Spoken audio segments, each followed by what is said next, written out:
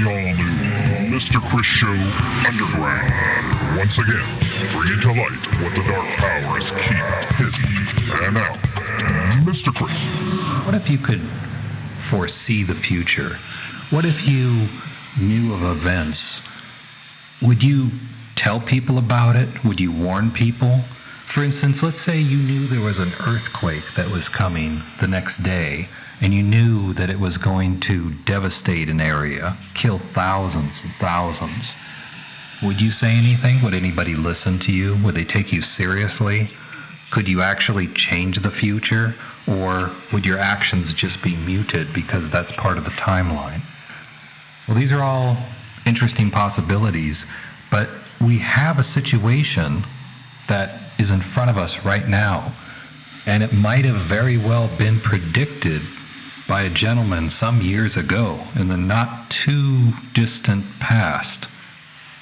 And part of that actually comes in with what people say could have never be a possibility again, but it just might be a repeat of 1861, just in a different form. Well, we have a very special guest, and he's going to be discussing all these things in detail. I almost want to say horrific detail, but that is something that we'll get back to right here on the Mr. Chris Show Underground. The views expressed on the Mr. Chris Show are not necessarily those of Mr. Chris, his guests, sponsors, advertisers, or broadcast providers. The content provided by the Mr. Chris Show is intended solely for the purpose of entertainment. Reference to any persons, places, objects, or ideas is strictly coincidental. Everything presented herein is the exclusive copyright of the Mr. Chris Show.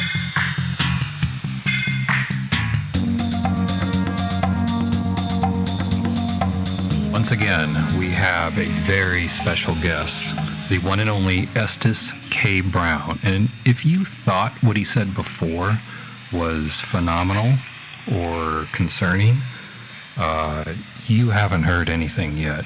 Mr. Brown, are you on the line? Hello, Mr. Chris. Yes, I'm online. Can you hear me? Excellent. Well, I will have to say that we are going through a new set of encrypted channels, and hopefully this works out. We've had some trouble, but I think we'll just start with giving you the ball and running. Well, Mr. Chris, we were talking about the potential for a Civil War 2.0 in the United States. Now, I've been hearing a lot of information from the United States, specifically regarding the upcoming election. The Democrat Party is very concerned about potentially losing the election. And it's my understanding, at least from my sources, that there are plans to ensure the outcome of the election goes in favor of the Democrat Party. Wow. You know, somebody would say, isn't this just rumor? Isn't this just fear-mongering? From my perspective, not being a resident of the United States, I get to hear an outside perspective, and even more so, given my family's contacts. You have to understand that the control of the United States is what's at stake here. It's not necessarily a Democrat versus Republican issue here. It's fighting for control of the country and essentially of the world. And I think we have spoken in the past specifically how the Illuminati controls the world. And it's all centered around the United States. So it's logical to conclude that whomever is in power of the United States needs to follow the global plans here, also to instantiate a one world government and also a one world currency. So what we have at stake here is for the continuation of that global plan. Naturally, it's quite obvious which particular party right now favors globalism. I think it's quite obvious. Well, would you not think so, Mr. Chris? No, it's pretty clear. Pretty clear. Well, following along those lines, it is the Illuminati. Their control of the United States has been made possible through the infiltration of the highest levels of government from the United States Congress. In the past, every single president can be considered part of the Illuminati, even though they are a separate branch of the United States government. So keeping that in mind, the current president of the United States is probably the very first president that has not been a part of a secret society in a very, very long time. So you must understand here that the fight for control is truly a fight to either ensure the instantiation of a one-world government or not. Right. And it seems recently, at least in the past, ever since maybe February, but for sure since March, that the heat has turned up so high to where they seem to be throwing everything possible at the United States president right now. And it's not just an attack, but it's a visceral attack from all different directions, and calamities and commentaries that are just visceral in nature. Correct, and this is all part of the pandemic.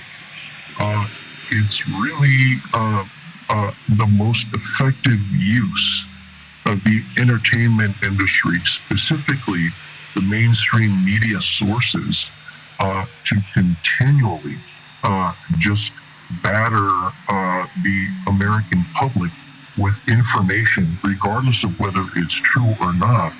The more they continue to batter the population, the more they begin to believe it. And that's the whole purpose behind it. Everything negative about the current president of the United States is being said. Every possible aspect of his governance is being twisted around in a negative manner, so much so that eventually you'll get the mass populace agreeing with it, even though it might not necessarily be true. And for the most part, I believe I can tell you it's not true. The whole intention here is to sway public opinion, manipulate people into believing that certain things are necessary. For one thing, to vote him out of power. Number two, by any means necessary. Right. And from what I've seen and what I've read recently, that it's pretty apparent that this is being motivated, in my opinion, not just for the desire for the control, but there's a fear factor in here. And it seems like that there are people that are extremely afraid of this sitting president and what he's going to do if he's reelected in the fall. And it seems like basically nothing. There's no holds barred here to get him out of the White House. Essentially, they are trying to set a precedent, yes. But why? The current president, his primary goal is to convince people to the existence of the Illuminati, that of which I have confirmed to you here by my personal family contacts that they really do exist. Right. But the vast majority of the population, of the populace in the United States as well as the world, only believe the Illuminati to be a legend, a myth of sorts. And the current president of the United States his primary goal is to confirm the existence of this group and its infiltration of the highest levels of the American government. Mm-hmm. How is he planning to do that? Obviously, by reacting certain ways, by making certain statements, in making I guess what he refers to as the deep state, which is what I refer to as the Illuminati infiltration units within the highest level of government. That's essentially what he has declared to be the deep state. Most people within the United States consider the deep state to be just a democratic majority that object to any conservative views. But that's not really the case. I am telling you, these are Illuminati infiltration units within the United States government. That's my definition. That's what I know of. The intent here is for the president to make them fear that their existence within the United States government is about to be made public. Mm-hmm. Once the mass populace of the United States realizes who these people are and what they have stooped, to what level they have stooped to keep their existence clandestine, is what most people will eventually realize if the president manages to expose that they exist. Now, it's my understanding that the president has ordered an investigation into his investigation of Russian collusion. And that is what has caused the supposed deep state fear and is reacting in certain ways. So the president's appeal to the conservative mass public, or what's referred to as a silent majority within your country, right, is the backlash that the deep state fears here. So they realize that there are quite a few people that are no longer believing what the mainstream media is spewing out to the public, and they fear that they will lose the election. So they are stooping to these current tactics, right? Tactics that I referred to as an unseen civil war. Well, it's a silent civil war because things are occurring at government levels within the Department of Justice, the executive branch, and believe it or not, within the judicial branch. Yeah, and speaking of which, I actually did view just a little bit of the Barr hearing. I don't know what to call it exactly. It was just recently. And the thing that struck me, speaking about deep state operatives in mind here, is that the kind of questions that he was being grilled on, not just asked, but grilled, were not only, like I said, full of emotion to it, yet it didn't make any sense logically. For instance, in Portland, Oregon, with the protesters, they kept asking him about the federal agents there, and then the remark came up of, well, perhaps it's the federal agents' presence that actually brought out protesters who were afraid for themselves. And I was thinking, why would a person who has to go to work every day and support themselves or their family be running around protesting if there were federal agents that showed up at a courthouse, of all things? Now, in the country where I am right now, the people don't have the luxury to do that. They have to get up early and work the whole day. As a matter of fact, Mr. Chris, I've taken a keen interest in watching the congressional hearings at this point in time, specifically because of the timing of it. As I've mentioned to you in the past, my family's contacts have kept me informed of what precisely is going on. And as I've mentioned to you, these are last-minute tactics from both sides intended to, number one, project or antagonize, depending on the perspective. If you're looking at it from the perspective of the Republican Party, their intent here is to antagonize the deep state and provoke them to react in certain ways that would confirm the existence of a deep state. The Democrat tactic, by the use of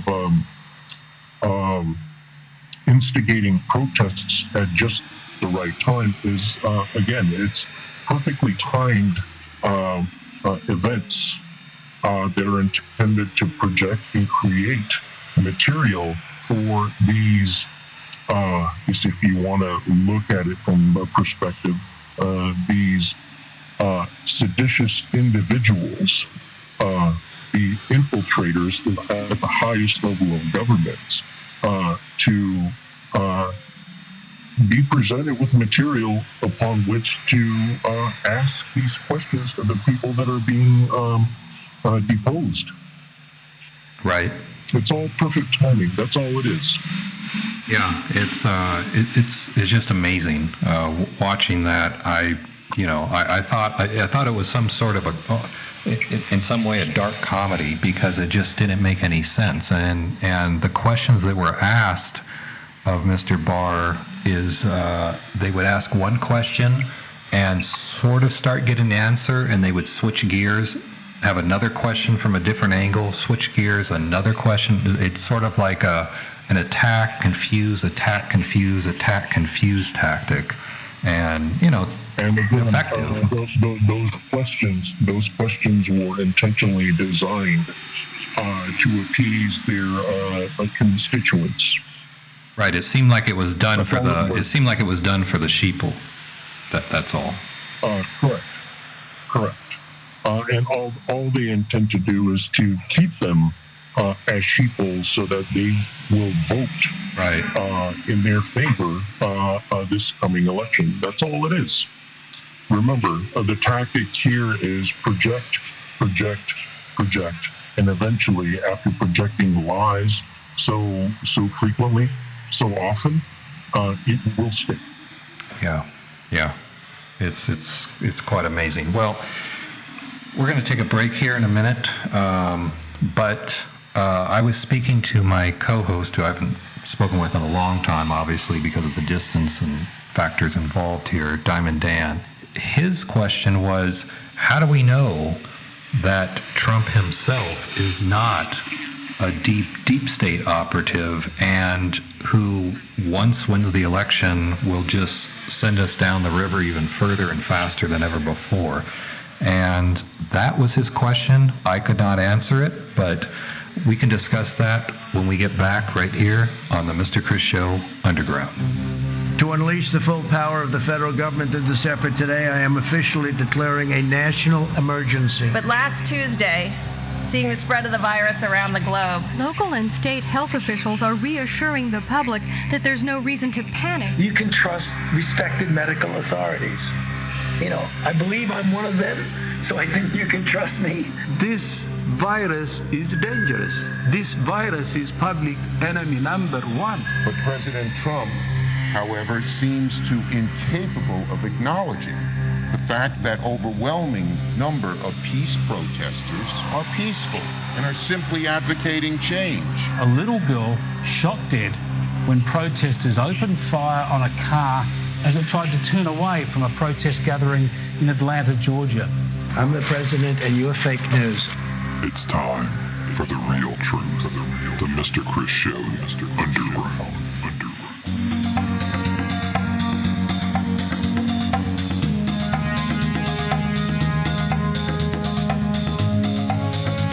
There was a question that was hanging that was asked to me by my co-host Diamond Dan, and that was about Trump. And the question was, is it possible that he is a deep state operative and he is basically meant to fool all of the conservatives and at the same time banter with the other side for this apparent hatred of him, all in an attempt to fool everybody and be their guy when he gets reelected in the fall, if he does. What do you say to that, Mr. Brown?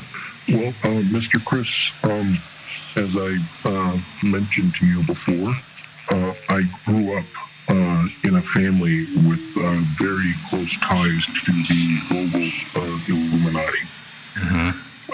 Being an insider, I would have first-hand information on whether that information is true or not.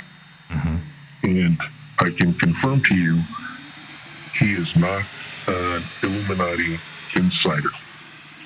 Now, some other clues that I can offer are logical conclusions for other people to believe.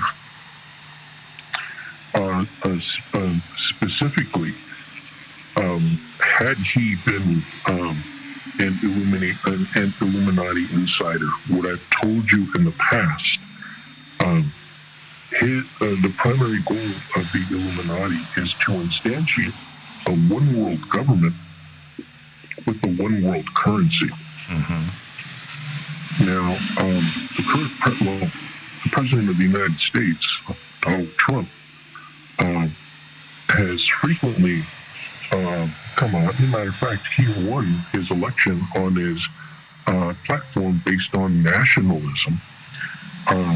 What many of your mainstream media have used, in their broadcasts to speak negatively about him, is that nationalism is a racist platform.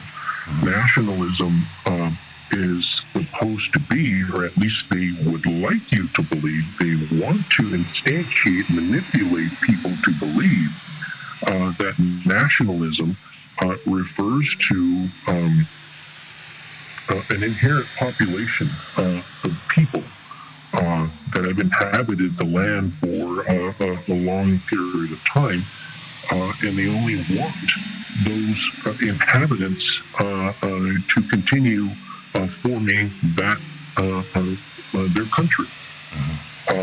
In many cases, it's referred to as white nationalism, but that is not the platform that he really intended to run on. When he refers to nationalism, going back again to the Illuminati's plans to instantiate a one-world government, in essence, you're talking about just one big country around the whole earth. Nationalism, from his perspective, and what mainstream media likes to twist, he's referring to the United States remaining its own sovereign territory on this planet Earth, just like every other country in Latin America, in Asia, in Europe. The intention, his idea of nationalism, is to maintain the status quo for every country to remain their own sovereign territory. That's nationalism. Right. Of course, as the President of the United States, he's most interested in the United States' well-being above the other countries. Right? Correct. So had he been an Illuminati insider, he would have done his best to instantiate any laws that would really help expedite the United States adoption of a one-world government, which basically means rescinding the United States Constitution, which he has not done. It makes no sense for anyone to believe that if that was his plan, that he would wait until his second term to do that. Why wait? It doesn't make sense to me to think that. But again, I can confirm to you from my family's connections, he is not an Illuminati insider. Okay, well, good. I'm glad we put it to rest. Like I said, that came up, and I could not answer it, but I think people can rest assured of your information and your answer. And speaking of information, Chris, yes, Mr. Chris, I would like to add to that one other fact that most people do not know. And I think we've talked about how all world currencies are essentially based on the U.S. dollar. Mm-hmm. Right? We've spoken that. And I think you've come to understand and really, well, you've known it, but now you've heard it directly from a different source. But the value of the dollar is pretty much set by the United States Federal Reserve, which is a private entity. Hence, that is the Illuminati's control over all world governments. Since the value of all world currencies are set upon the value of the U.S. dollar, which is controlled by the Federal Reserve, which is controlled by the Illuminati, Trump's answer to that, he has actually instantiated the gold standard within the United States. Most people are not aware of that, so you have to keep that in mind. Had he been an Illuminati insider, he would not have done that. He would have done his best to expedite the process of destroying the value of the United States dollar, thereby bringing upon or inviting the use of a one world currency. But again, no, he's actually countered that. Most people do not know that. The U.S. dollar is right now on its way to being valued under a gold standard, which, if I remember correctly, that was last the case when Richard Nixon was president, like in the 1970s. Right.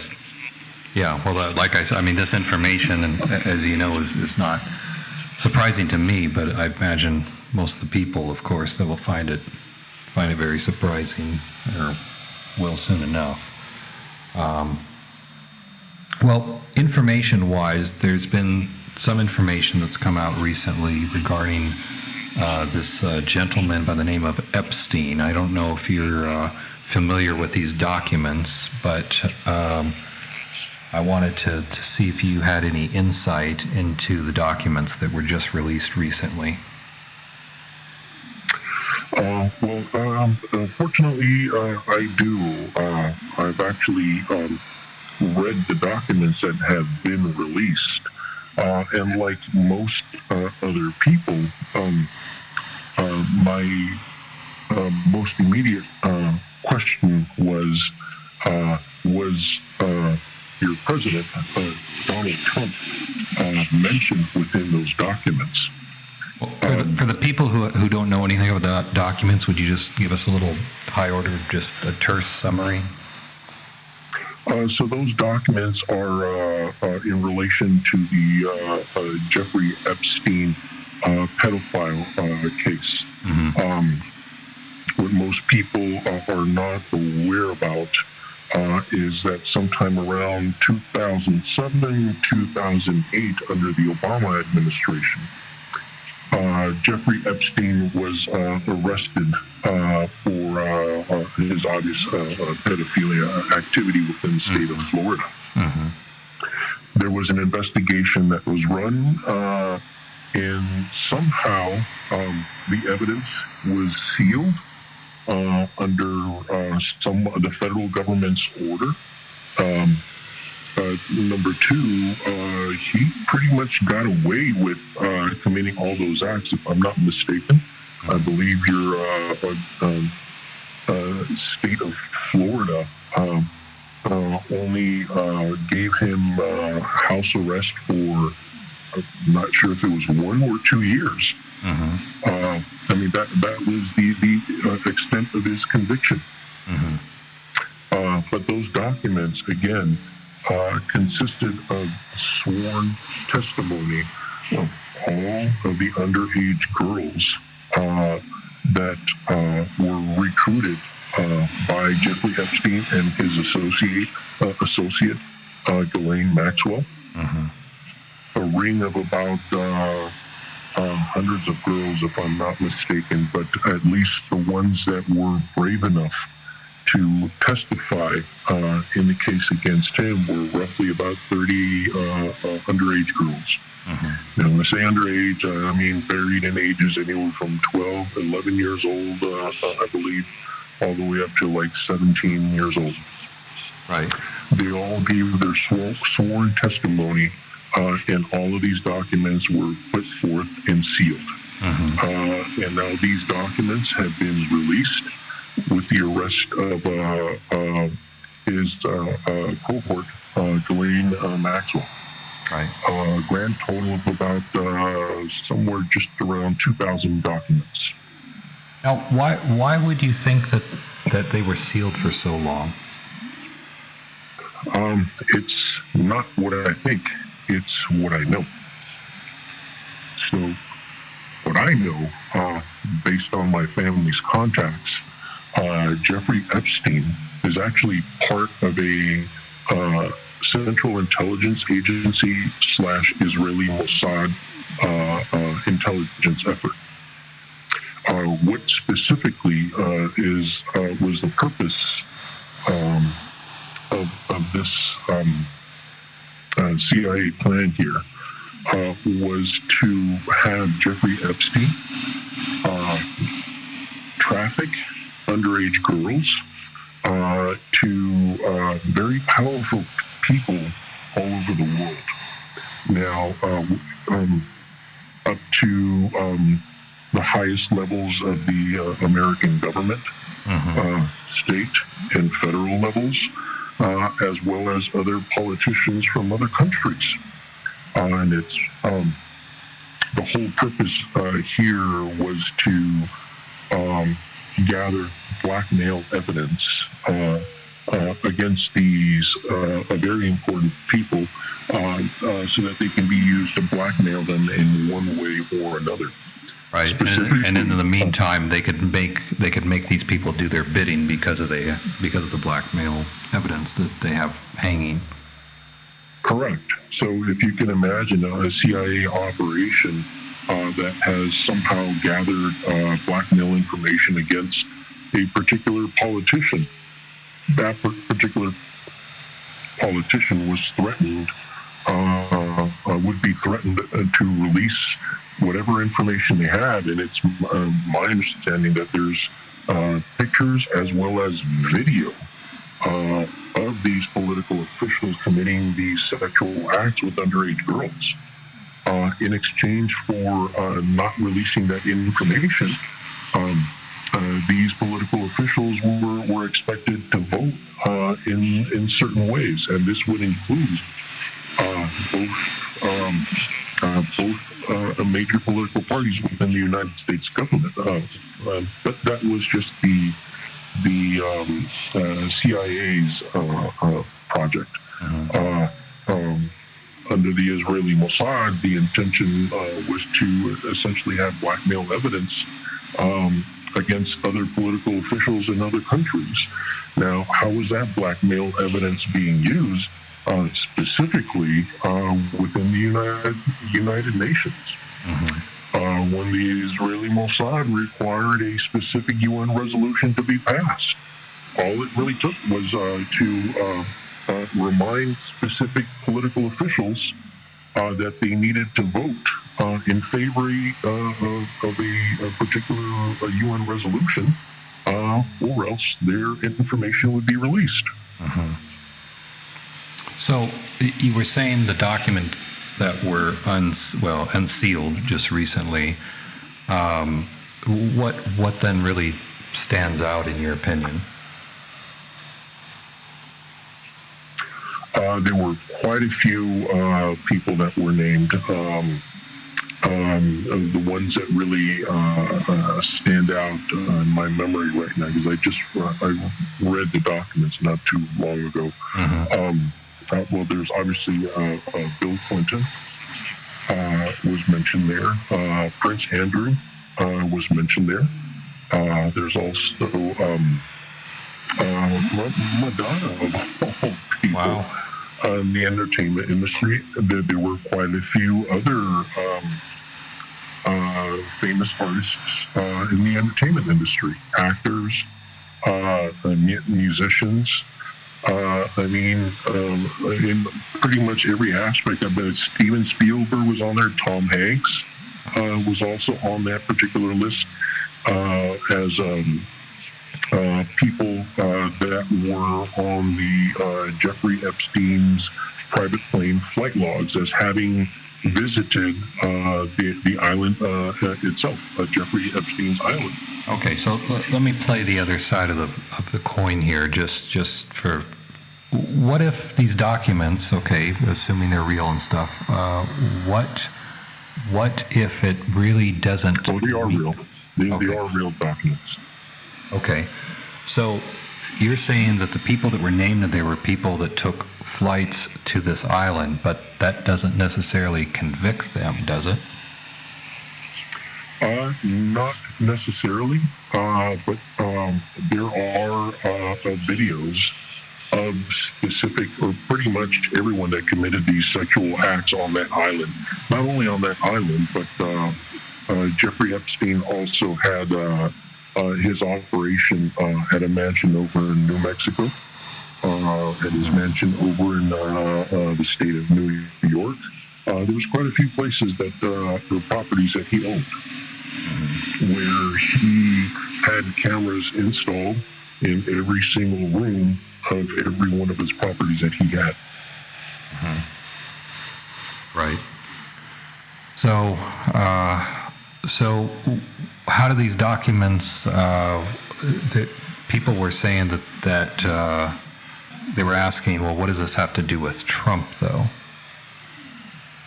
Apparently there's a case right now where there was at the time, a 13-year-old girl who was supposedly raped by Donald Trump. I forget what year specifically, but his accuser, having been 13 at the time, is now a fully grown adult who has since then filed a criminal complaint against Donald Trump, alleging that he forcibly raped her and that she was one of Jeffrey Epstein's underage prostitutes. And what do the documents show? The documents actually. One of the first things that I searched to confirm out of a total, again, 2,000 pages, there were some pages specifically to where the main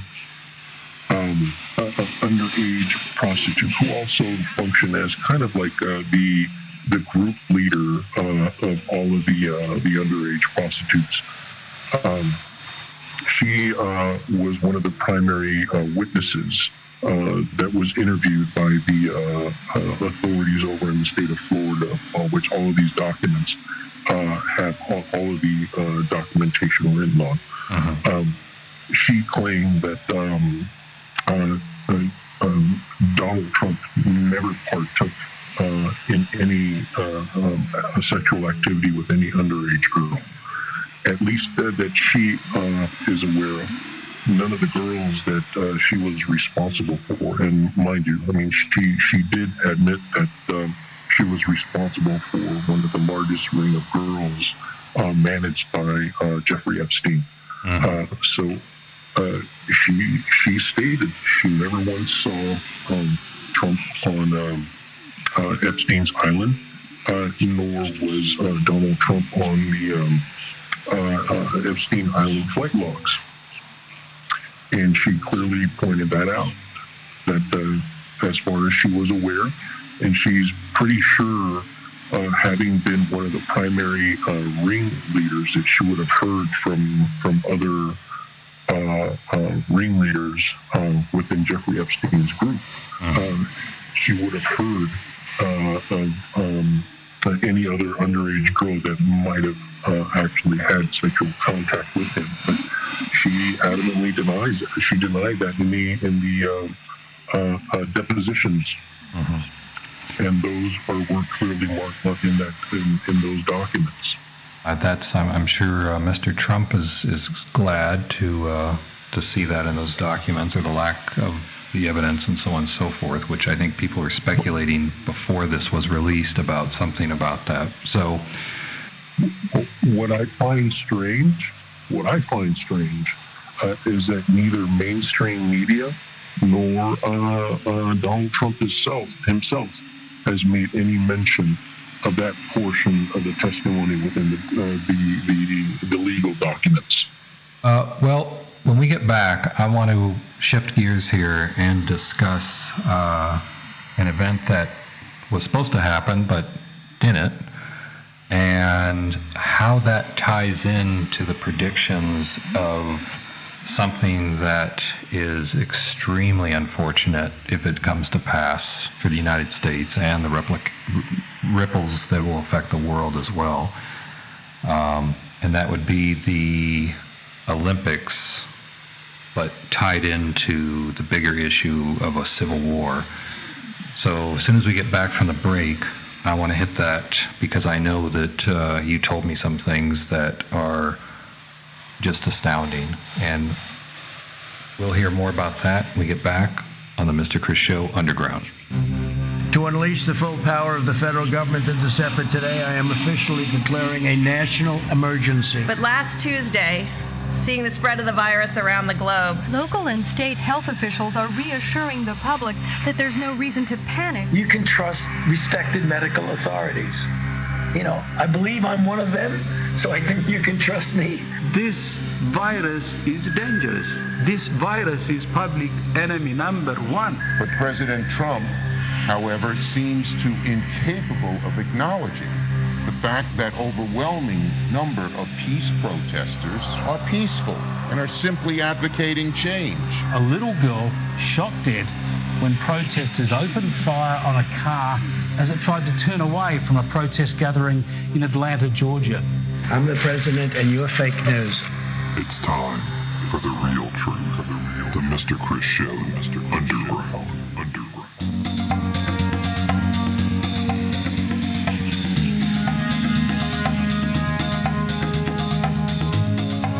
All right. Well,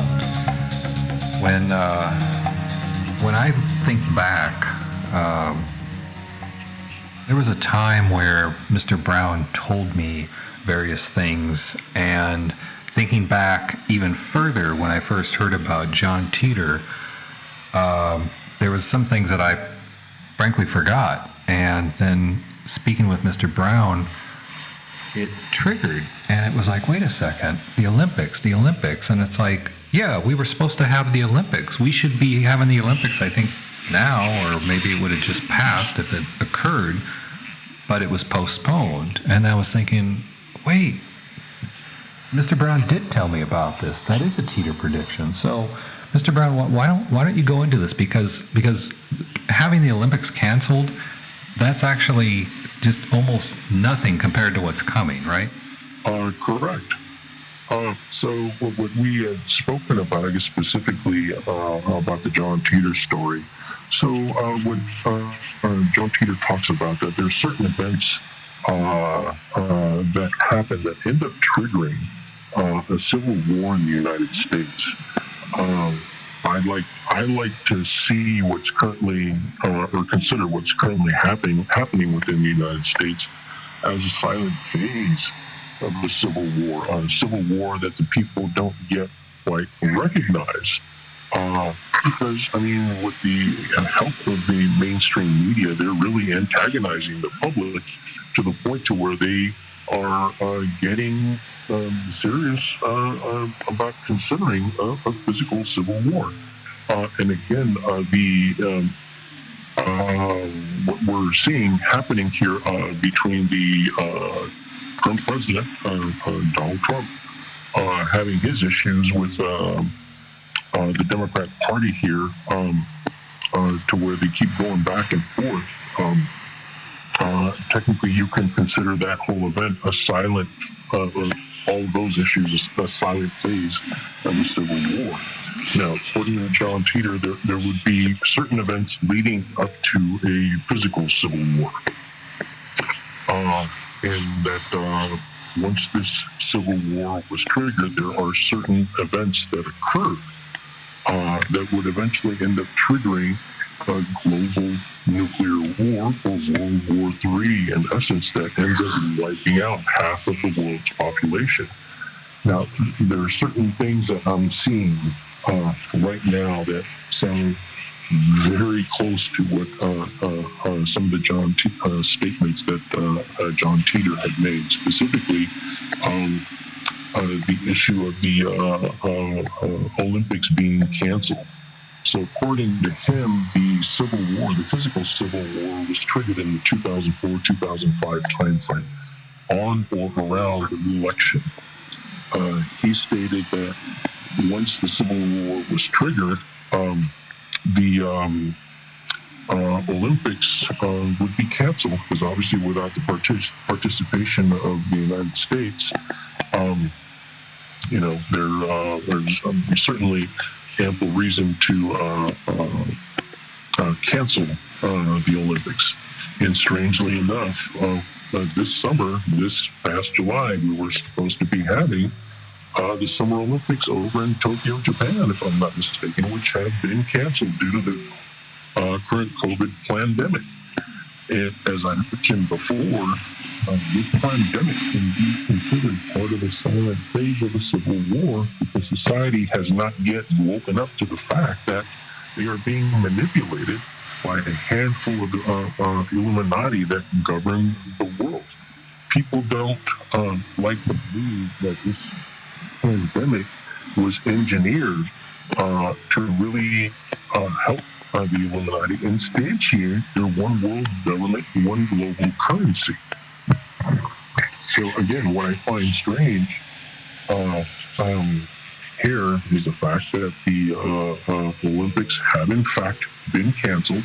According to John Teeter, once the Olympics in 2004 were canceled, they never again happened up until his time period, which I believe is, I can't remember if it was 2028 or 2032 or 2036. I don't remember off the top of my head. Well, like I said, I had forgotten about that, and that was so many years ago regarding the John Teeter story. But having the Olympics canceled it almost made it all surrealistic, because that was something that I didn't think would ever happen, and here we are. So what else could possibly happen? That's the thing. Well, interestingly enough, some of the other predictions that John Teeter mentioned, because really when he came on to the scene, again, back then in the 4chan anonymous blog site back then, he would answer questions that people would pose to him. And one of the questions specifically was posed to him that would there be some states that would secede from the Union? And his response was yes. It sounded hard to believe at the time, because I think he came up with his predictions starting like around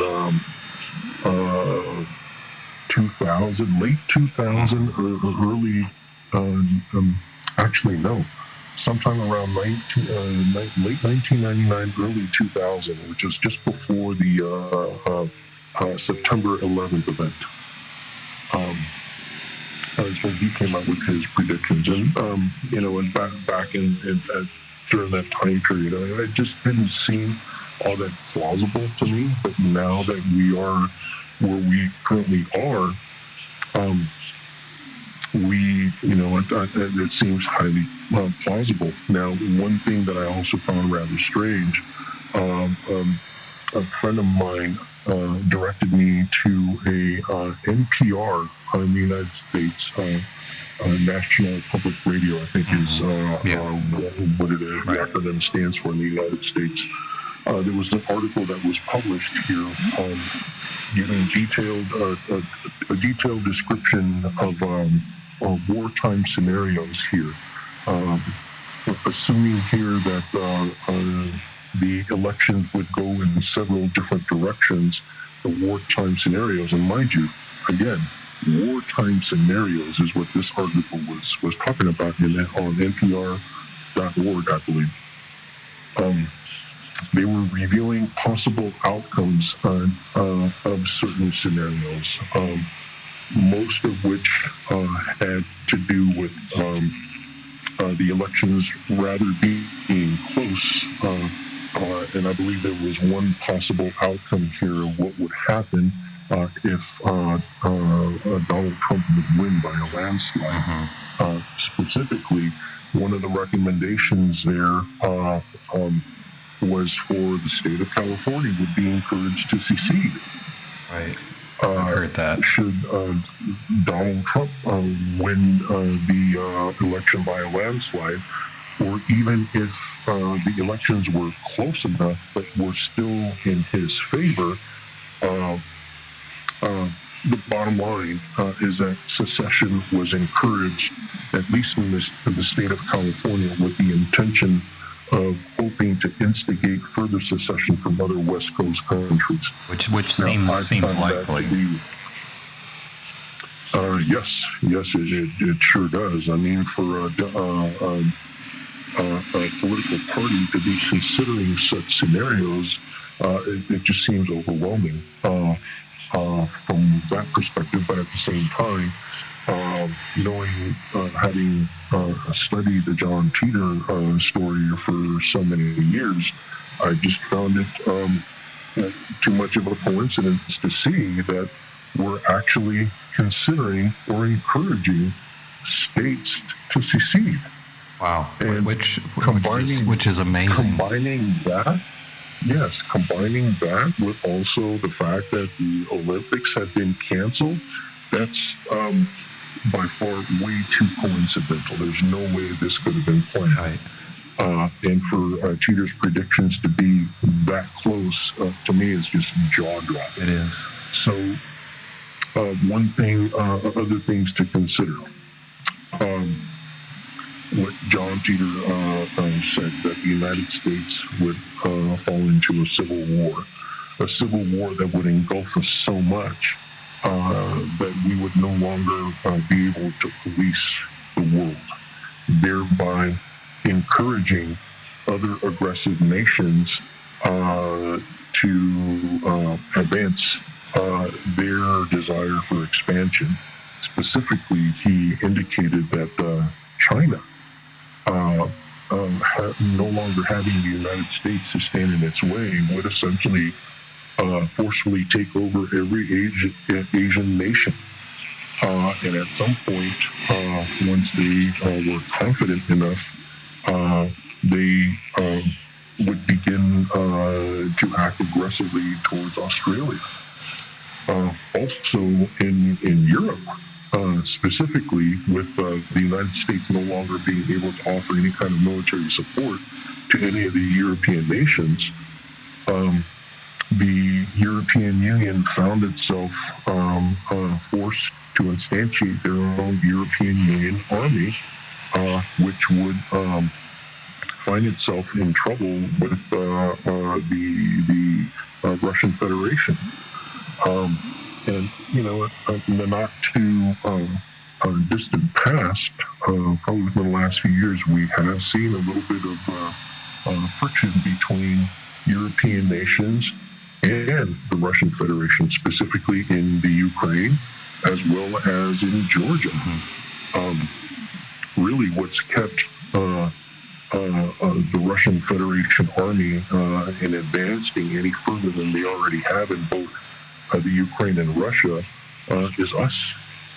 So we're essentially helping to protect the European Union. Well, now, but if we do fall into a civil war, we will no longer be able to do that.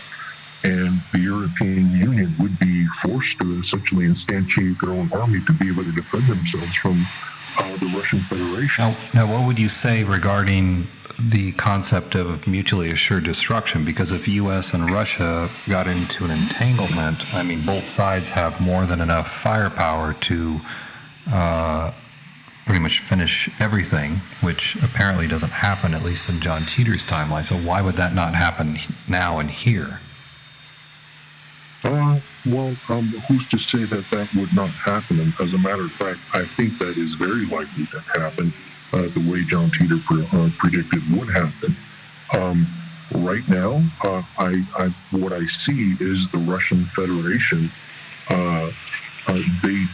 they are well aware of the existence of the Illuminati and the Illuminati infiltration units within the United States known as the Deep State.